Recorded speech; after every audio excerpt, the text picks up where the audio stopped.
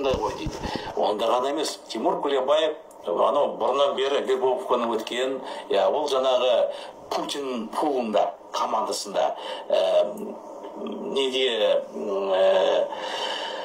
Ресейдің жаңағы Газпром директорлер мүшесі, ал ол жерге былай сол адам левый деген кіре алмайды. Мінекей, тек қана ол жаңағы Тоқаев билікке шығып атқан емес, ол командасында Путиннің. Сол себептен кімге ешкім тимейді. Ол жаңағы жұмысын жасап атқаны олигархтың өзінің долялары бар. Жаңағы Миллердің, Путиннің бұның жобаларында жасап атқан. Ол оператор тек.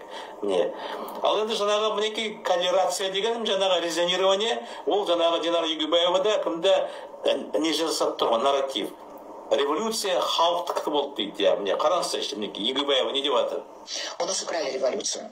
И Токаев имеет к этому самое прямое отношение. Нет, две цели. Первая цель – полностью дискредитировать народную революцию, протест как таковой. Вторая цель – напугать Токаева.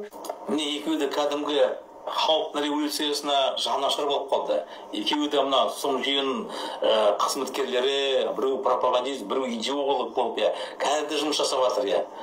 Қараңызшы, бірінші мынау халықтың революциясын дискредитация жасау дейді, екінші Тоқаевты құқыту дейді. Бұл нарратив. Бұл нарратив, мынау қазір Карим Масимовке берген жаңағы нелер кінәтіп атқанын жаңағы осы Тоқаевты қорқытқысы келеді деп. Көрдіңіздер ғой. Динара Егебаева да сөйлеп атқан сол, бізде революцияны ұрлап алды дейді, Тоқаев дейді. Ең басты Кремльдің арнайы операциясын бұлар жоққа шығару керек. Міне. Осыны түсінуіміз керек, ағайын. Логиканы қосу керек. Мысалы, ат шыққан, әсіресе билік бұларды насихаттап жатқан адамдардың артынан ере бермеңдер. Өздеріңіз ойлаңызшы, не болып қалды? Билікке мына оппозиция болып шықса, біреу, мысалы, Динара Егебаева болсын, қайсы болсын, оған пропаганда беріп, оған қолдау көрсетіп, оны жаңағы көріп ғой. Нақты пропаганда жүріп жатыр. Сол Динара Егебаеваны. Бұларға жаңа шабуыл жасады деген бәрі қойылым.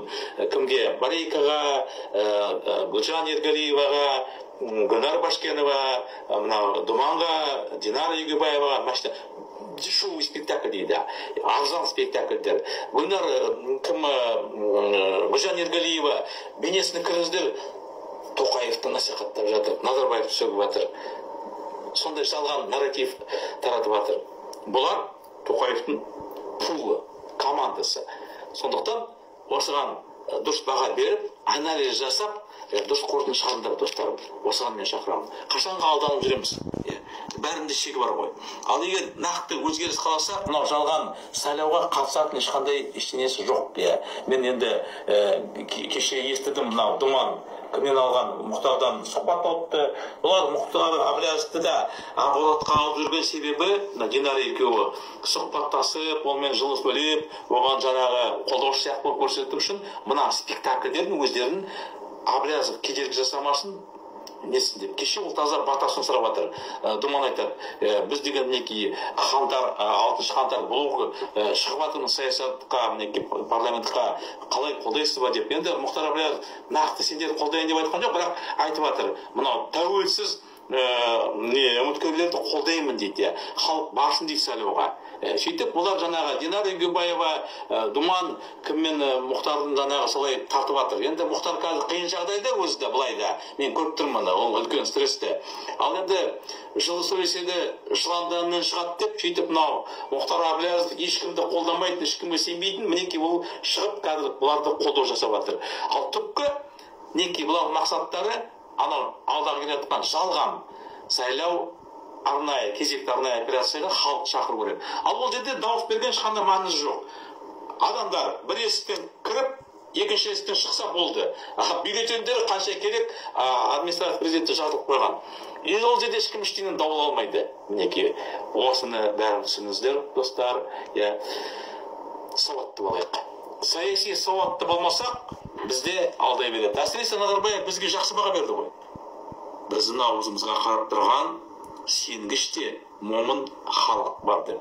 Жетеді енді. Сенгіште момын болып жететін шығар енді. Ағайын. Енді мінекей мен құрдастарым, мен кішкене үлкендеу, біз өмірімізді жоғалттық. Балаларымыз бар.